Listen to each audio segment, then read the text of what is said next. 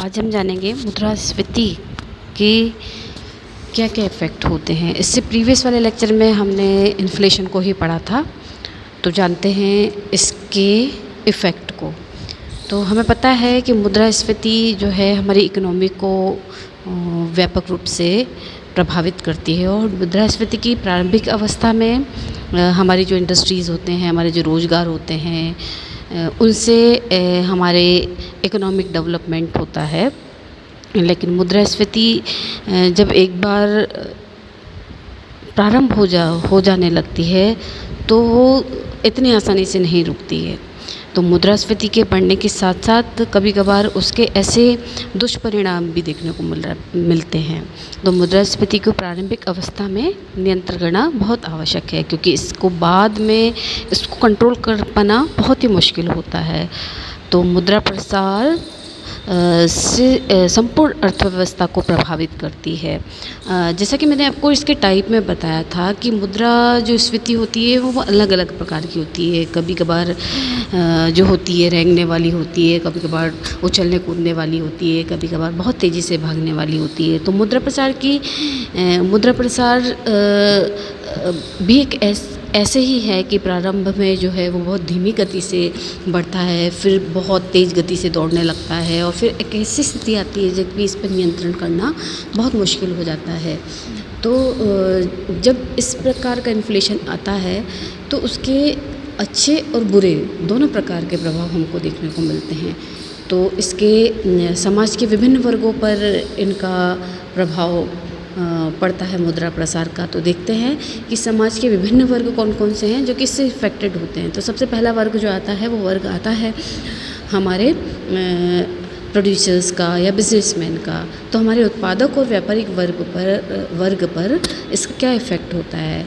तो इस वाले सेक्शन में जो अनेक प्रकार के उत्पादक और व्यापारी वर्ग आते हैं, जैसे कि हमारे इंडस्ट्रियलीज़ हुए, कृषक हुए, खान के मालिक हुए, व्यापारी हुए, या फिर हम कह लें कि अन्य स्वनियोजित व्यक्ति भी इसमें शामिल होते हैं। तो मुद्रास्फीति की स्थिति में वस्तु के मूल्य बढ़ने से उत्पादक के लाभ बढ़ने लगते हैं और कारण नए नए उद्योग की स्थापना होने लगती है। तो इस प्रकार मुद्रास्फीति से औद्योगिक विकास को प्रोत्साहन मिलता है। मुद्रा प्रसार की स्थिति में व्यापारिक गतिविधियां जो हैं वो बढ़ती हैं, जिससे व्यापारी वर्ग को लाभ बढ़ते हैं, और मुद्रास्फीति से जनता की मौद्रिक आय भी बढ़ती है, जिसके कारण से वे अधिक वस्तुओं की मांग करने लगते हैं, और जबकि उत्पादन की मात्रा कम रहती है। अतः व्यापारी अधिक लाभ लेकर वस्तुएं बेचने लगते हैं। तो इस तरह से एक उद्योगपति को, एक व्यापारी वर्ग को इससे लाभ होता है। फिर इसी में जो आता है वो दूसरा आता है कि एक इन्वेस्टर्स पर इसका क्या इफ़ेक्ट आते हैं। तो यहाँ पर विनियोगकर्ता वर्ग की हम बात करें तो उन व्यक्तियों को शामिल किया जाता है जो कि अपनी पूंजी, उद्योग, व्यापार व अन्य क्रियाओं में निवेश करते हैं।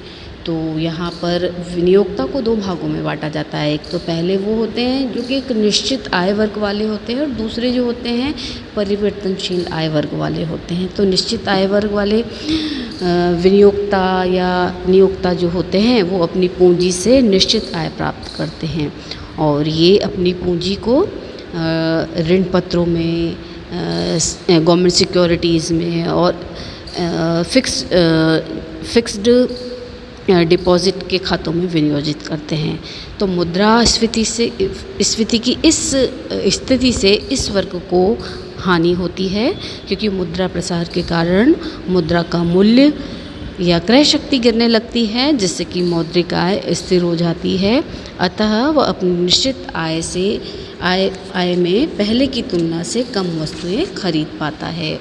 और ठीक इसके विपरीत अगर हम बोलें कि परिवर्तनशील आय वाले जो नियोक्ता होते हैं या विनियोक्ता होते हैं, वो अपनी पूंजी जो है संयुक्त पूंजी वाली कंपनी के शेयर्स खरीदने लगते हैं और मुद्रास्फीति में इस वर्ग को लाभ होता है, क्योंकि उद्योग और व्यापार में वृद्धि होने से उद्योगपति और व्यापारी के लाभ बढ़ने लगते हैं और इसके कारण यह वर्ग जो है लाभांश के रूप में अधिक राशि मिलने लगती है और अंशों के मूल्य बढ़ने पे इस वर्ग के लाभ भी बढ़ते हैं। ठीक है, और लेकिन इसमें क्या होता है कि लॉन्ग टाइम में इस वर्ग को हानि होती है और क्योंकि अत्यधिक मुद्रा प्रसार के कारण उसके द्वारा विनियोजित जो पूंजी है उसका वास्तविक मूल्य जो है कम हो जाता है। इस प्रकार निश्चित आय वर्ग वाले नियोक्ता को सदैव हानि होती है, जबकि परिवर्तनशील वाले विनियोक्ता को केवल शॉर्ट टर्म में लाभ होता है। अगर ये लॉन्ग टर्म की बात की जाए तो लॉन्ग टर्म में इनको लॉसेस होते हैं।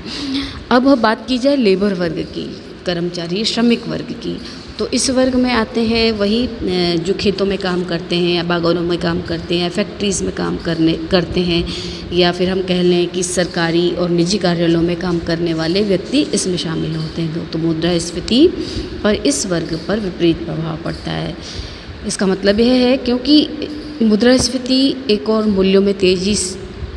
तो मूल्य में इसमें तेज़ी से वृद्धि होने लगती है, दूसरी ओर इनकी आय स्थिर रहती है, तो इसके कारण इनकी वास्तविक जो क्रय शक्ति होती है वो क्या है, कम हो जाती है, जिससे इनका जीवन यापन करना कठिन हो जाता है और इनका क्या है, जीवन स्तर लगातार गिरने लगता है। तो इस वर्ग को मुद्रास्फीति के कुछ लाभ ही इस वर्ग को मुद्रास्फीति कुछ लाभ ही होते हैं और उद्योग व व्यापार का विकास होने से श्रमिकों की मांग बढ़ती है, उनकी सौदा करने की शक्ति सुदृढ़ होती है, उनकी मजदूरी बढ़वाने में वो सफल हो जाते हैं।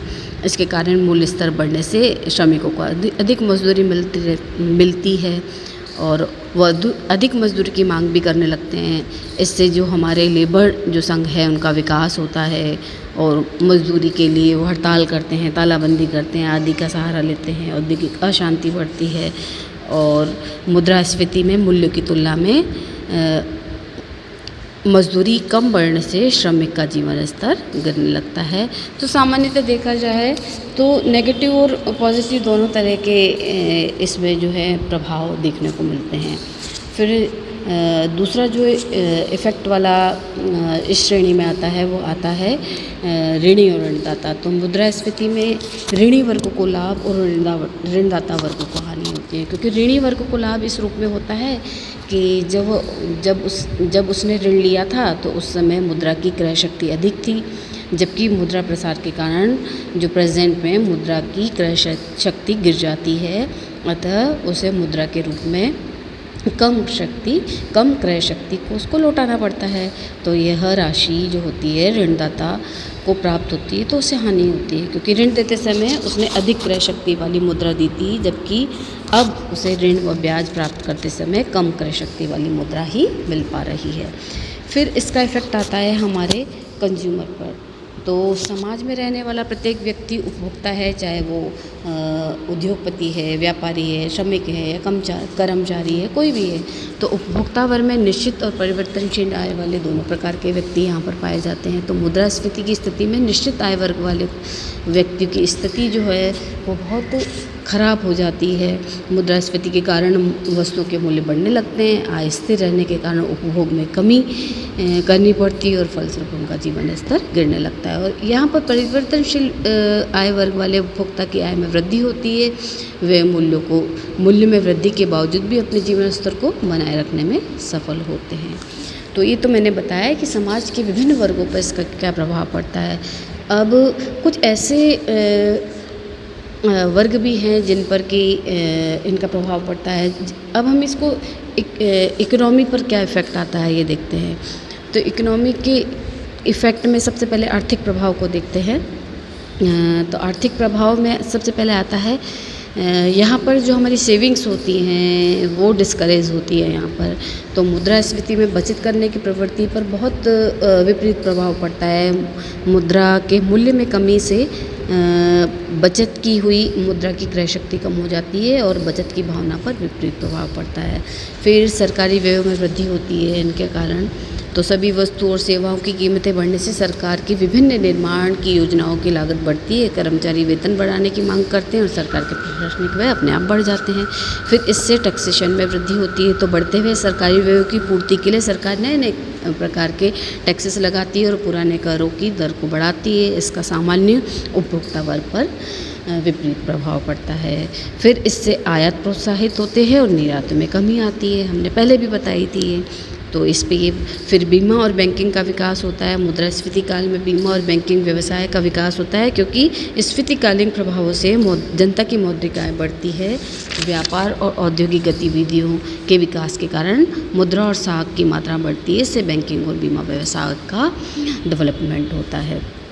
फिर होता है कि मुद्रा का जनता पर मुद्रा में जनता का विश्वास कम होने लगता है। यहाँ पर जहाँ पर भी मुद्रास्फीति की बात आती है, वहाँ पर जनता का विश्वास यहाँ पर कम होने लगता है, क्योंकि लोगों की क्रय शक्ति, संचय शक्ति यहाँ पर कम हो जाती है, इसलिए जनता का विश्वास कम होता है।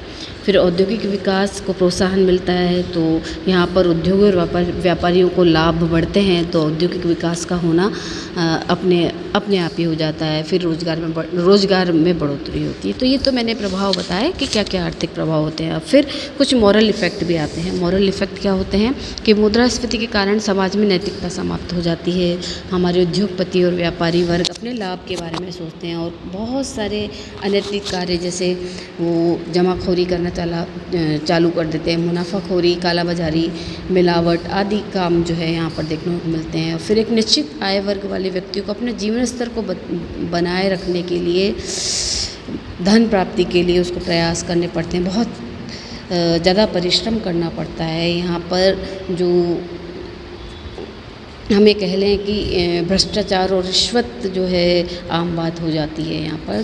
तो जो हमें कहें कि यहाँ पर नेगेटिव इफेक्ट जो है देखने को मिलता है मुद्रा प्रसार अगर होता है तो। फिर राजनीतिक और सामाजिक प्रभाव की बात की जाए तो मुद्रा प्रसार से यहाँ पर हानिकारक प्रभाव देखने को मिलते हैं, क्योंकि मुद्रा प्रसार में धनी व्यक्ति और अधिक धनी हो जाता है और निर्धन व्यक्ति और अधिक निर्धन हो जाता है। तो आर्थिक असमानताएं जो हैं बढ़ जाने से वर्ग संघर्ष यहाँ पर होता है और श्रमिक और कर्मचारी अपने वेतन बढ़ाने के लिए यहाँ पर निरंतर जो है आंदोलन करते रहते हैं, जिससे कि औद्योगिक अशांति उत्पन्न होती है और वही कि भ्रष्टाचार होता है, मिलावट होती है, कालाबाजारी होती है, जिससे कि सामाजिक वातावरण जो है यहाँ पर दूषित हो जाता है। तो यहाँ पर जो है नेगेटिव इफ़ेक्ट जो देखने को मिलते हैं सामाजिक और राजनीतिक प्रभाव में हम बात करें तो ये तो मैंने बताया कि क्या क्या प्रभाव किन वर्गों पर पड़ते हैं। अब बात आती है कि मुद्रा प्रसार से आर्थिक विकास किस तरह का होता है। तो मुद्रा प्रसार और आर्थिक विकास पर क्या प्रभाव पड़ता है, इस संबंध में दो प्रकार के दृष्टिकोण हैं। प्रथम विचारधारा में कि जो हमारे विद्वान थे वो कहते थे कि आर्थिक विकास के लिए जो है मुद्रास्फीति को आवश्यक मानते थे। इनकी विचारधारक जो थे वो कीन्स थे, आर्थर लेविस थे और वो इस विचारधारा के समर्थक थे और मानते थे कि मुद्रास्फीति आर्थिक विकास को प्रोत्साहित करती है और मुद्रास्फीति के कारण उद्योगपतियों और व्यापारी वर्ग को लाभ होता है और जिसके कारण नए नए उद्योग धंधे प्रोत्साहित होते हैं, रोजगार के अवसर बढ़ते हैं, जनता की आय बढ़ती है, संचार, यातायात, बीमा, बैंकिंग सारी सुविधाएं बढ़ती है और आर्थिक गतिविधियों में विकास होता है या वृद्धि होती है। इन सब के परिणाम स्वरूप आर्थिक विकास का मार्ग भी प्रशस्त होता है और आर्थिक विकास बहुत तेज़ी से बढ़ती है और विदेशी पूंजी आकर्षित होती है। ये सारी चीज़ें थी। और दूसरी ओर की विचारधारा वाले व्यक्ति थे वो मानते थे मुद्रास्फीति को आर्थिक विकास की दृष्टि से उचित नहीं मानते थे। उनका विचार था और वो मानते थे कि मुद्रास्फीति एक बार प्रारंभ हो जाती है तो रुकने का नाम नहीं लेती। एक बार मुद्रास्फीति शुरू होने पर उस पर जो है कंट्रोल करना बहुत मुश्किल होता है और अनियंत्रित मुद्रास्फीति जो होती है वो संपूर्ण अर्थव्यवस्था के लिए हानिकारक होती है।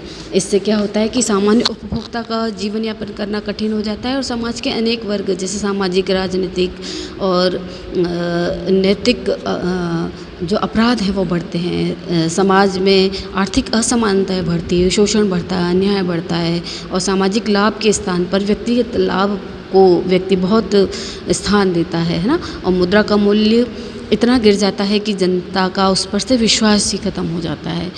तो हम निष्कर्ष रूप में यह कहा जा सकता है कि नियंत्रित और सीमित मुद्रा प्रसार आर्थिक विकास को गति देती है, लेकिन अत्यधिक मुद्रा प्रसार जो है अर्थव्यवस्था को अस्त व्यस्त कर देती है।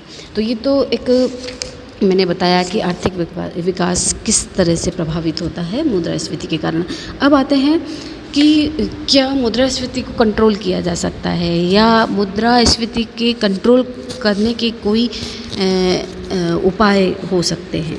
तो हमने ये जाना है कि मुद्रास्फीति के कारण सामाजिक, राजनीतिक, आर्थिक और नैतिक बुराइयां जन्म लेती हैं, तो इस पर नियंत्रण करना बहुत आवश्यक है। तो इस पर नियंत्रण के उपाय जो होते हैं वो कौन कौन से हो सकते हैं। तो इसके नियंत्रण के उपाय को 3 भागों में बांटा गया है। सबसे पहला तो एक मॉनेटरी मेजरमेंट होता है, दूसरा जो होता है फाइनेंशियल राजकोषीय उपाय होता है, और तीसरा कुछ अन्य तरह के कुछ उपाय बताए गए हैं, अदर मेजरमेंट बताए गए हैं इसके। तो सबसे पहले जानते हैं कि मुद्रास्फीति को नियंत्रण करने के लिए मौद्रिक उपाय कौन कौन से हैं। तो सबसे पहला काम किया जा सकता है कि जो मनी सप्लाई होती है उसको रिडक्शन किया जाए, उसमें कमी की जाए। तो मुद्रा प्रसार का एक प्रमुख कारण जो होता है मुद्रा की मात्रा का आवश्यकता से अधिक होना। इसके लिए देश का केंद्रीय बैंक जो है पुरानी मुद्रा को चलन से वापस ले सकता है तथा उसके स्थान पर नई मुद्रा जारी कर सकता है, और पुरानी मुद्रा को नई मुद्रा में कम दर पर परिवर्तित किया जा सकता है। इससे चलन की मात्रा कम हो जाती है।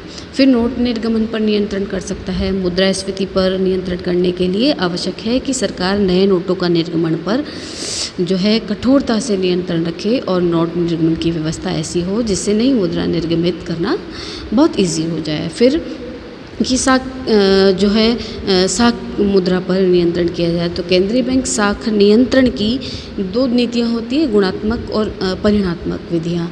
इनको अपनाकर साख को नियंत्रित कर सकती है, जिससे कि जनता की मौद्रिक आय कम हो जाएगी और नए जो विनियोग है उनको प्रोत्साहन मिलेगा। फिर ये तो मैंने बताया कि मौद्रिक उपाय कौन से। अब इसके कुछ राजकोषीय उपाय हैं कि मुद्रास्फीति को कैसे नियंत्रित की जाए। तो सबसे पहला है कि करों में वृद्धि कर दी जाए। यदि सरकार पुराने करों की दर में वृद्धि कर दे तो जनता की मौद्रिक आय व क्रय शक्ति कम हो जाएगी, इससे वस्तु की मांग में कमी होगी। फिर है कि सार्वजनिक ऋणों में अगर वृद्धि कर दी जाए तो मुद्रास्फीति पर रोक लगाई जाती है। तो सरकार सार्वजनिक ऋणों में वृद्धि करके जनता की क्रय शक्ति को सीमित और नियंत्रित कर सकती है, जिससे मांग कम होगी और कीमतें गिरने लगेगी।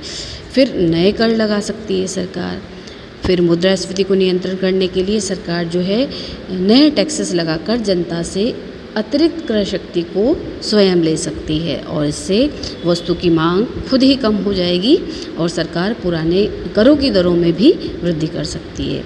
फिर बचत को सबसे ज़्यादा प्रोत्साहन किया जाए कि सरकार विभिन्न प्रकार के उपाय अपनाकर व्यक्तिगत और सार्वजनिक बचतों में वृद्धि कर सकती है। इससे उपभोग पर नियंत्रण होगा और वस्तु की मांग कम होने से मूल्य में वृद्धि रुकेगी, और उपभोग पर टैक्सेस लगा कर भी हम सेविंग को आकर्षित कर सकते हैं। फिर हम जो इन्वेस्टमेंट है उन पर भी नियंत्रण लगा सकते हैं। फिर सार्वजनिक व्ययों में वृद्धि कर सकते हैं, और बहुत सारे उपाय हैं जैसे कि राशनिंग जैसे कि नियंत्रित करने के लिए सरकार मूल्य नियंत्रण, राशनिंग, निर्यात पर रोक, सार्वजनिक जो हमारे उपक्रम होते हैं तथा उत्पादन वृद्धि आदि के अनेक उपाय यहाँ पर जो है अपना सकते हैं। फिर कुछ बहुत अन्य उपाय भी किए जा सकते हैं, जैसे कि उत्पादन में वृद्धि। तो उत्पादन की मात्रा को बढ़ाकर वस्तु और सेवाओं की पूर्ति यहाँ पर बढ़ाई जा सकती है, और जिससे मूल्य वृद्धि पर नियंत्रण लगाया जा सकता है ना। और इसके लिए सरकार पुराने उद्योगों की उत्पादन क्षमता में वृद्धि कर सकती है और नए उद्योगों की स्थापना कर सकती है। फिर वस्तुओं के आयात तो निर्यात पर प्रतिबंध लगाकर आयात में वृद्धि कर वस्तुओं की कमी को दूर किया जा सकता है, जिससे बढ़े हुए मूल्यों को नियंत्रित किया जा सकता है। फिर संग्रह पर रोक, तो सरकार वस्तु के संग्रह पर रोक लगा सकती है। इससे उनकी कृत्रिम कमी को रोका जा सकता है। फिर जो सट्टेबाज़ारी होती है, काला बाज़ारी होती है, उस पे भी नियंत्रण कर सकती है। फिर लाभों पे भी वितरण किया जा सकता है और फिर कुछ राशनिंग पर भी नियंत्रण किया जा सकता है। ये कुछ अन्य तरह के उपाय होते हैं जो सरकार इनको काम में ले सकती है ना। तो ये तो मैंने बताया मुद्रास्फीति क्या होती है, कितने प्रकार की होती है, इससे प्रीवियस वाले लेक्चर में जो बताया था, और किस तरह प्रभावित करती है हमारे समाज के विभिन्न वर्गों को, और फिर इसका आर्थिक विकास पर क्या प्रभाव पड़ता है, और साथ ही साथ इसको नियंत्रण कैसे किया जा सकता है। और निश्चित तौर पर अगर सरकार ये सारे उपाय अपनाती है तो इसको नियंत्रण आसानी से किया जा सकता है। अब आती है कि एग्ज़ाम में किस तरह से क्वेश्चन किए जा सकते हैं। तो एग्ज़ाम मुद्रास्फीति, मुद्रा संकुचन, इसके बाद जो मैं आपको पढ़ाऊँगी कि डिफ्लेशन क्या होता है ना, तो इन दोनों पर जो क्वेश्चन हैं हर साल बनते हैं। छोटे क्वेश्चन भी बन सकते हैं और बड़े क्वेश्चन भी बन सकते हैं। तो इस वाले चैप्टर को बहुत अच्छे से प्रिपेयर करना है, जो कि मैंने अभी पिछले वाले लेक्चर में पढ़ाया है, जो अभी इस लेक्चर में पढ़ा रही हूँ और आने वाले लेक्चर में भी पढ़ाऊँगी। तो इसको बहुत एग्ज़ाम की दृष्टि से आप अच्छे से तैयार करें।